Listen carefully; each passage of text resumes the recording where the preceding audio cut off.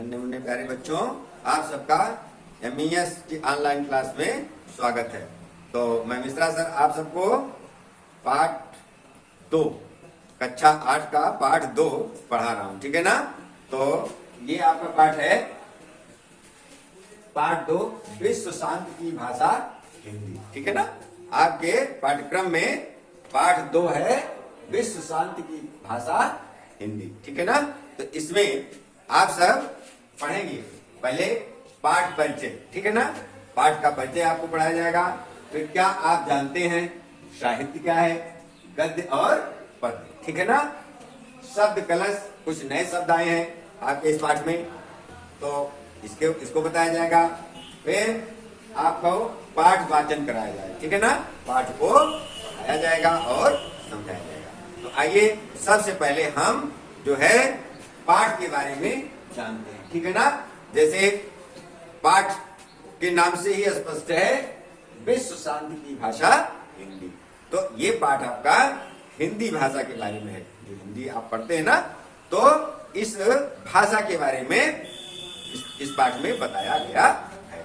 ये विश्व शांति की भाषा है। विश्व में संसार, शांति यानी विश्व में शांति बनाए रखने की भाषा है, ठीक है ना।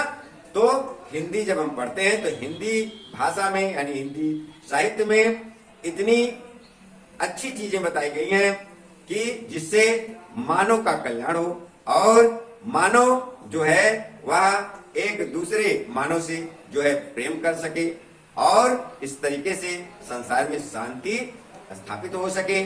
तो हिंदी ऐसी भाषा है, ऐसी ज्ञान की भाषा है जिससे विश्व में शांति आ सकती है, हो सकती है। तो इसी के बारे में आपको बताया जाएगा। तो आइए पाठ परिचय में हम आपको बता रहे हैं, आपकी बुक में भी लिखा गया है। प्रस्तुत कर जो है पाठ में आपको विश्व शांति के बारे में बताया गया है। प्रस्तुत पाठ साक्षात्कार पर आधारित है। साक्षात्कार का मतलब होता है एक दूसरे के सामने बैठकर बातचीत करना, ठीक है ना। जैसे प्रश्न पूछा जाता है और उसका उत्तर प्रत्यक्ष रूप में दिया जाता है। इस पाठ में हिंदी प्रेमी साईजी माकिनो, हिंदी प्रेमी, इनको साईजी माकिनो को जो है हिंदी से बहुत प्रेम था। ये इनसे रत्नावली कौशिक का परोक्ष में साक्षात्कार होते हुए दर्शाया गया है। इस पाठ में ये जापानी हैं, जापान देश के रहने वाले हिंदी प्रेमी साईजी माकिनो, ठीक है। इनसे रत्नावली कौशिक से साक्षात्कार होते हुए दर्शाया गया है यानी दिखाया गया है। इन दोनों की बातचीत को जो है इसमें दिखाया गया है। आइए पढ़कर जानें। इस पाठ में हम इन दोनों के साक्षात्कार को जो है जो दिया गया है पाठ में उसको पढ़ेंगे और जानेंगे। अब आप क्या जानते हैं? अगर जानते हैं तो अच्छा है, नहीं तो आपको बताया जा रहा है साहित्य। साहित्य के बारे में बताया, साहित्य क्या है, ठीक है ना। आपके बुक में भी लिखा हुआ है किसी की भाषा के ज्ञान यानी किसी भाषा के ज्ञान के संचित कोश को साहित्य कहते।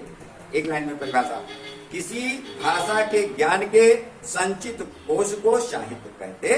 यानी कोई भी भाषा हो, जैसे हिंदी है, इंग्लिश है, संस्कृत है, गुजराती है, मराठी है, ठीक है ना। जो चाहे जो भी भाषा हो, तो उसके जो ज्ञान के संचित कोश, संचित में जो इकट्ठा किया गया है, जो इकट्ठा किया गया है ऐसा कोश। कोश माने होता है खजाना यानी शब्द भंडार, वाक्य भंडार को इसमें हम भाषा की उसमें संचित कोश कहते हैं। जैसे शब्दकोश, जैसे डिक्शनरी बोलते हैं आप सब, ठीक है ना।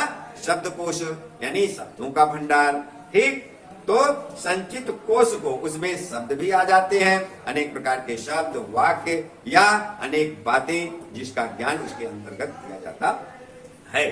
तो किसी भाषा के ज्ञान के संचित कोश को साहित्य कहते हैं। कन्फर्म हो गया ना। इसकी 2 विधाएं होती हैं। किसी भाषा की जो साहित्य होता है उसकी 2 विधाएं होती हैं। 2 विधाओं में ये साहित्य मौजूद होते हैं, एक है गद्य और एक है पद्य, ठीक है ना। तो गद्य का मतलब होता है जो लिख करके जो है साधारण जो है वाक्यों में हम लिखते हैं। जैसे गद्य के अंतर्गत आती हैं कहानियां, ठीक है ना। कहानी है, नाटक है, ठीक है, लेख है, आत्मकथा है। तो ये सारी चीजें गद्य विधा में लिखी जाती हैं। दूसरा है पद्य। पद्य का मतलब होता है कविता, जिसको हम जो है गा करके बोल सकते हैं, ठीक है ना।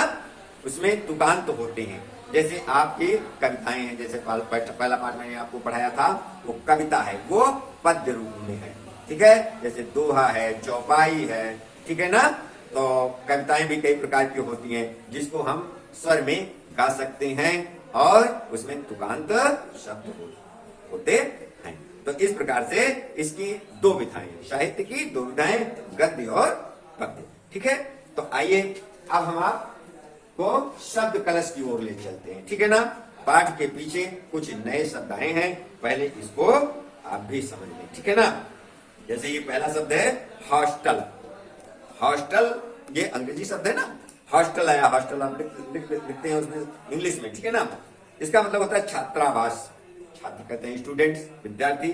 छात्रावास, आवास माने कमरा या आप मकान कह सकते हैं। तो छात्र जब विद्यालय में होते हैं तो पढ़ाई करते रहते हैं, तो उस समय अगर वो वहां नाइट हाल्ट करते हैं यानी रहते हैं, तो उनके लिए जो रहने का कमरा बनाया जाता है और उस पूरे जो है आवास को हम छात्रावास बोलते हैं, यानी छात्र जिस स्थान पर रहते हैं, तो ये हॉस्टल होता है। हॉस्टल मीन छात्रावास। फैक्ट्री, फैक्ट्री भी अंग्रेजी शब्द है। कारखाना। दुभाषिया, दुभाषिया का मतलब होता है दो भाषाओं का आपसी अनुवाद करने की योग्यता रखने वाला। दो मीन्स दो, भाषिया यानी भाषा को एक दूसरे में बदलने वाला, उसको दुभाषिया कहा जाता है। यानी जो ट्रांसलेशन करता है, जैसे हिंदी और अंग्रेजी, तो हिंदी से अंग्रेजी में ट्रांसलेशन कर ले और अंग्रेजी से हिंदी में, ठीक। तो इसको दुभाषिया कहते हैं। अगला है परिवेश। परिवेश मीन्स होता है वातावरण, ठीक है। परिवेश मीन्स वातावरण, यानी आसपास का वातावरण कैसा है, वहां क्या वात हवा, ठीक है ना, और पानी, हवा पानी कैसा है। परिवेश यानी वातावरण कैसा है। जीवन पर्यंत, जीवन पर्यंत मीन्स होता है आजीवन, यानी पूरे जीवन भर। जीवन पर्यंत का मतलब आजीवन यानी पूरे जीवन भर, ठीक है ना। तो ये आपके कुछ नए शब्द हैं जो इस पाठ में आए हैं। आइए अब हम आप पाठ वाचन की ओर चलते हैं, ठीक है ना।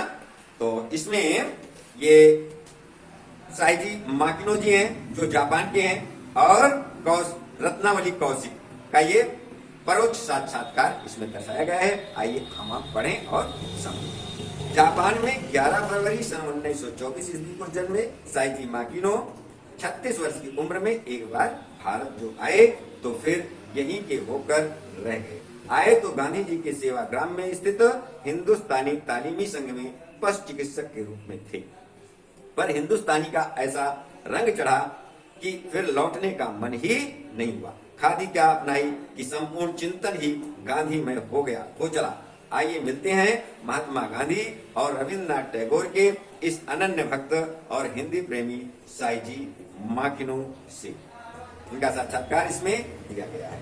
भारत आने के पीछे प्रश्न है, भारत आने के पीछे क्या विशेष उद्देश्य था।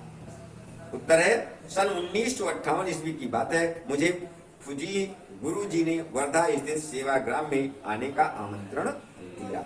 ये साईजी माकिनो जी उत्तर दे रहे हैं कि सन 1958 ईस्वी की बात है, मुझे फुजी गुरु जी ने वर्धा स्थित सेवाग्राम में आने का आमंत्रण दिया था। वे सन 1931 ईस्वी में गांधी जी के सहयोगी थे। कौन?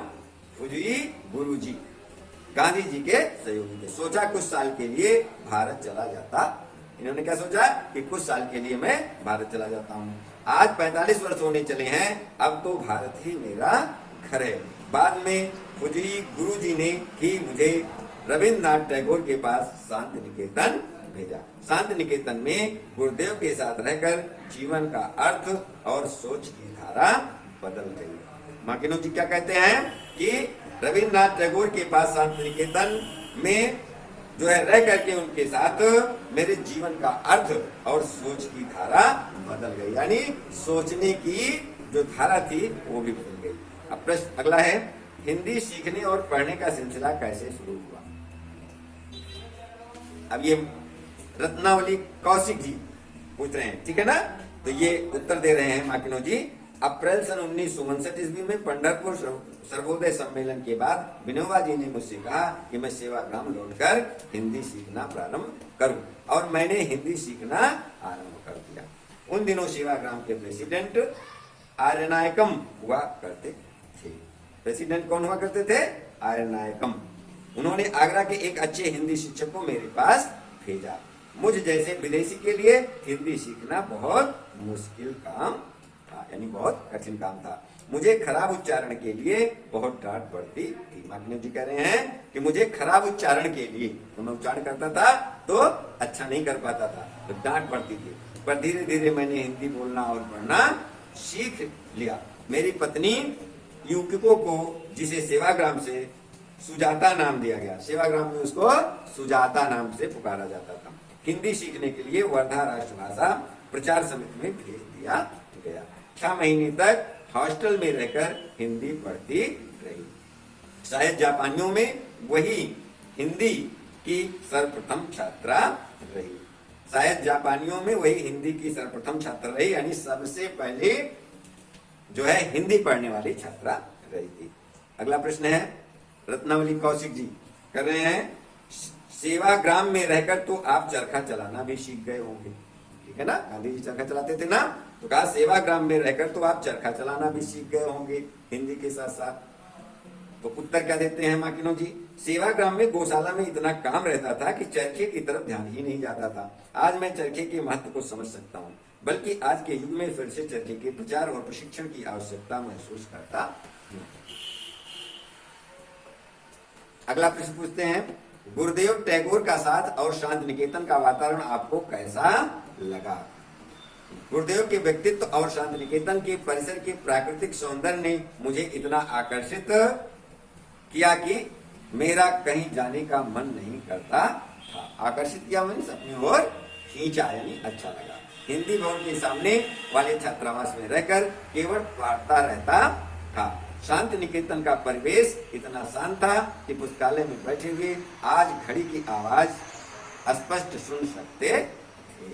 यानी शांति निकेतन का परिवेश यानी वातावरण इतना शांत था कि पुस्तकालय में बैठे हुए घड़ी की आवाज भी स्पष्ट सुन सकते थे। यानी जो टिक टिक की आवाज करती थी वो स्पष्ट सुनाई देती थी, इतना शांत था। मैंने भी पवित्र भूमि शांति निकेतन को अपनी जीवन साधना का आधार बना लिया। समझ नहीं आता कि गुरुदेव के व्यक्तित्व के वातावरण को इतना सुंदर बना दिया है, या इतने शांत वातावरण ने ही गुरुदेव जैसे महापुरुष की रचना की। माकिनो जी कहते हैं कि मेरी समझ में नहीं आता कि गुरुदेव के व्यक्तित्व ने वातावरण को इतना सुंदर बना दिया कि इस वातावरण ने, इस शांत वातावरण ने गुरुदेव जैसे महापुरुष की रचना की। यानी व्यक्ति के व्यक्तित्व पर वातावरण का बहुत प्रभाव पड़ता है, और व्यक्ति का प्रभाव भी वहां के वातावरण पर पड़ता है। एक इंसान जैसा होता है वैसा उस वातावरण को बनाने का प्रयास करता है, और वातावरण जहाँ का जैसा होता है वो भी व्यक्ति को अपने में ढालने का प्रयास करती है। तो अगला है, जो भी हो, जमाना कितना भी बदल जाए, पर शांति निकेतन की भूमि में विश्व की तमाम संस्कृतियों को बनाए रखने की क्षमता हमेशा हमेशा रहेगी। यहाँ की प्रकृति स्वयं यहाँ की पुरानी कहानियां सुनाती रहेगी। इसी भूमि में मुझे पंडित हजारी प्रसाद द्विवेदी महानुभावों से शिक्षा और प्रेरणा पाने का अवसर मिला। अगला प्रश्न पूछा जाता है, ये बताइए कि आपकी हिंदी यात्रा की शुरुआत कैसे हुई? यानी आपने हिंदी यात्रा की शुरुआत कैसे हुई, आपने कैसे किया, कब से किया? उत्तर देते हैं माकिनो जी, सच तो ये है कि हिंदी की कृपा से मेरा जीवन चल पड़ा, वरना रोजमर्रा की जरूरतें यानी डेली की रोज की जरूरतें पूरी करना मुश्किल हो जाता। उन दिनों ग्वालियर में बिरला फैक्ट्री में जापानी तकनीक से एक फैक्ट्री लगाई गई। जापानी इंजीनियरों को हिंदी नहीं आती थी, और फैक्ट्री में काम करने वाले भारतीयों को जापानी, उसमें उस फैक्ट्री में जापानी और हिंदुस्तानी दोनों थे, ठीक है ना? तो जापानियों को हिंदी नहीं आती थी और हिंदुस्तानियों को जापानी नहीं आती थी। मुझे बुलाया गया और एक दुभाषीय के रूप में मैंने 400 रुपए महीने पर काम करना शुरू कर दिया। यहाँ मैंने 4 साल काम किया और हिंदी में बहुत से लेख लिखे जो विभिन्न पत्र पत्रिकाओं में प्रकाशित हैं। यानी इन्होंने दुभाषीय का काम किया, जापानियों को हिंदी बताया और हिंदुस्तानियों को जापानी सिखाया। ये जो है दुभाषीय का काम। अगला प्रश्न जो है पूछा जाता है इनसे, कौन पूछता है? रत्नावली कौशिक जी। ये बताइए, क्या जापानी और हिंदी साहित्य में कोई समानता है? यानी प्रश्न क्या है कि जापानी और हिंदी साहित्य में कोई समानता है? तो उत्तर है, मार्टिनो जी क्या कहते हैं, दोनों का लोक साहित्य लगभग समान है। लोक साहित्य यानी जो लोक साहित्य का मतलब होता है समान रूप से यहाँ के लोगों की, जो निवासियों की का जो साहित्य है, यानी जो भाषा है, जो संचित शब्दकोश हैं, ज्ञान राज के संचित शब्दकोश हैं, वही तो साहित्य है। अभी आपको मैंने बताया था, दोनों का लोक साहित्य लगभग एक समान है। मणिपुर और राजस्थान की लोक कथाएं जापान की लोक कथाओं जैसी ही हैं। अपने देश के दो जो ये प्रदेश हैं, राजस्थान और मणिपुर, ठीक है, यहाँ की जो लोक कथाएं हैं वो जापान की लोक कथाओं जैसी ही है, यानी उन्हीं के समान है। इसका कारण है कि जापान की संस्कृति चीन और भारत की मिश्रित संस्कृति है। जापान की संस्कृति चीन और भारत की मिश्रित संस्कृति, यानी मिली हुई, दोनों की मिली हुई संस्कृति है। मैं भारत को दादा और चीन को पिता मानता।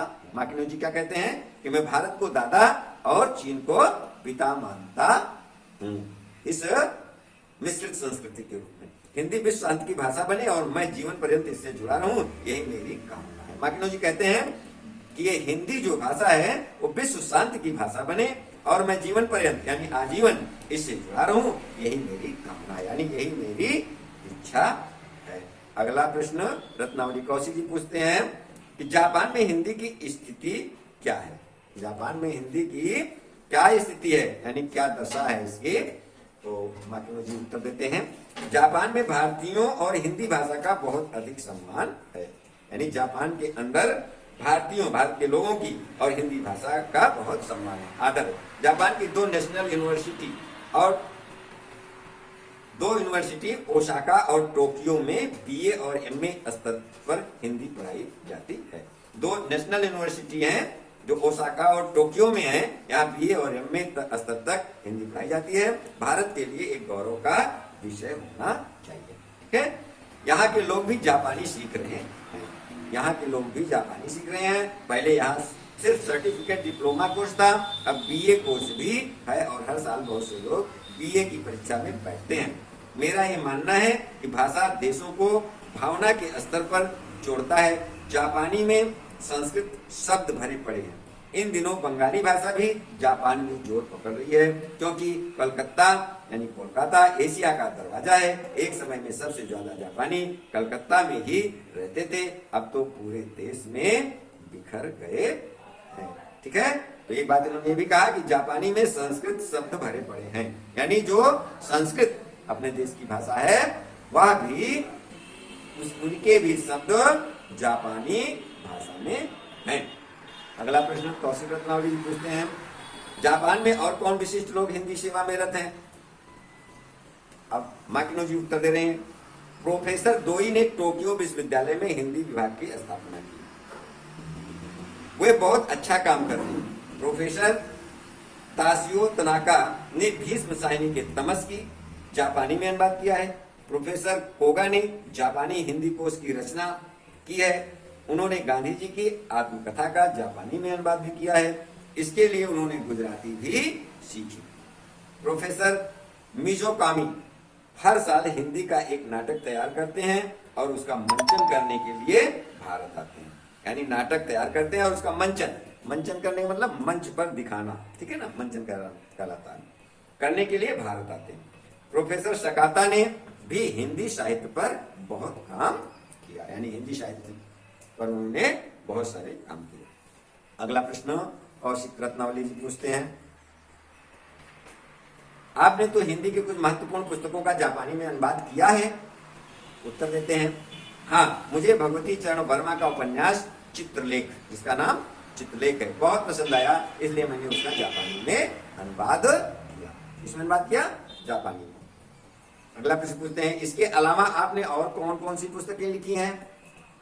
उत्तर देते हैं, टैगोर और गांधी, एक तुलनात्मक अध्ययन, जापानी आत्मकथा की खोज, ये पुस्तकों के नाम हैं। भारत में 40 साल, पुनर्विचार और सिंहावलोकन जैसी कुछ पुस्तकें लिखी हैं।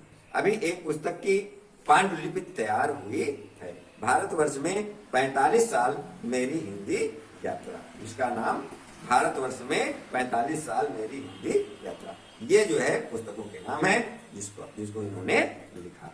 अगला प्रश्न, आज की नई पीढ़ी जो पश्चिम सभ्यता के पीछे भाग रही है, आप उनसे क्या कहना चाहेंगे? पूछते हैं, ठीक है। तो अब ये उत्तर दे रहे हैं, नई पीढ़ी अपनी सभ्यता संस्कृति से दूर होती जा रही है। मार्टिनो जी के अनुसार नई पीढ़ी अपनी सभ्यता और संस्कृति से दूर होती जा रही है, ये बड़े दुख की बात है। इससे मार्टिनो जी दुखी हैं। अपने देश को आगे बढ़ाने के लिए अपनी भाषा और संस्कृति ही काम आती है। अपने देश को बढ़ाने के लिए, विकास के पथ पर ले जाने के लिए अपनी भाषा और संस्कृति ही काम आती है। इनके विचार से किसी भी देश के विकास के लिए उसकी भाषा और संस्कृति का विशेष महत्व है। अगला प्रश्न कौशिक जी पूछ रहे हैं, लिखने पढ़ने के अतिरिक्त आपके और कौन से शौक हैं? मार्टिनो जी उत्तर देते हैं, मुझे जापानी बगीचा लगाना बहुत अधिक पसंद है। जापानी बगीचा लगाना बहुत पसंद है। जहां जाता हूं फूल पत्ती और पेड़ों के साथ दोस्ती कर लेता हूं। जगह जगह पेड़ लगाता हूं। कुछ लोग जापानी फूल लगाने की कला भी सीखने आते हैं, यानी उनसे जापानी फूल लगाने की कला भी सीखने आते हैं। अंत में प्रश्न करते हैं, अंत में कोई ऐसी बात जो आप अपने पाठकों से कहना चाहेंगे? ठीक है, तो उत्तर देते हैं, मुझे हमेशा इस बात का खेद रहता है, दुख रहता है कि जितना भारत माता का नमक खाया उतनी उसकी सेवा नहीं की। भारत बहुत बड़ा देश है, उसका दिल भी बहुत बड़ा है, दुनिया का कोई देश उसका मुकाबला नहीं कर सकता। तो इस बात से यह स्पष्ट होता है कि मार्टिनो जी को दुख है कि जितना उन्होंने भारत का नमक खाया, यानी भारत में रह करके यहाँ का पानी पिया, अन्न खाया और यहाँ पर निवास किया, उतनी सेवा भारत की नहीं कर पाई, इसका उनको दुख है। और उनके अनुसार भारत बहुत बड़ा देश है, उसका दिल भी बहुत बड़ा है, दुनिया का कोई देश उसका मुकाबला नहीं करता है, उसका सामना नहीं कर सकता है। तो इस पाठ से हमें ये शिक्षा मिलती है कि एक जापानी यानी दूसरे देश के आदमी को यानी मार्टिनो को जब हिंदी के प्रति इतना प्रेम है और भारत माता से इतना प्रेम है, वो भारत आते हैं और भारत के ही हो जाते हैं, हिंदी से उनको प्रेम हो जाता है। तो हम आप तो भारत में ही पैदा हुए हैं, ठीक है, जब से जन्मे हैं, हमारी अपनी मातृभूमि है, जब से जन्म लिए हैं तब से इसका अन्न जल ग्रहण कर रहे हैं, इसके गोदी में हम लोग खेले हैं, बड़े हुए हैं, पढ़े लिखे आगे बढ़ रहे हैं। तो हम लोगों को भी जो है अपने देश से प्रेम होना चाहिए, मातृभूमि से प्रेम होना चाहिए और हिंदी के प्रति प्रेम होना चाहिए और हिंदी तथा अपने देश से प्रेम के साथ साथ इसको आगे बढ़ाने में हमें पूरा प्रयास करना चाहिए। इस पाठ से हम आपको यही संदेश मिलता है। धन्यवाद।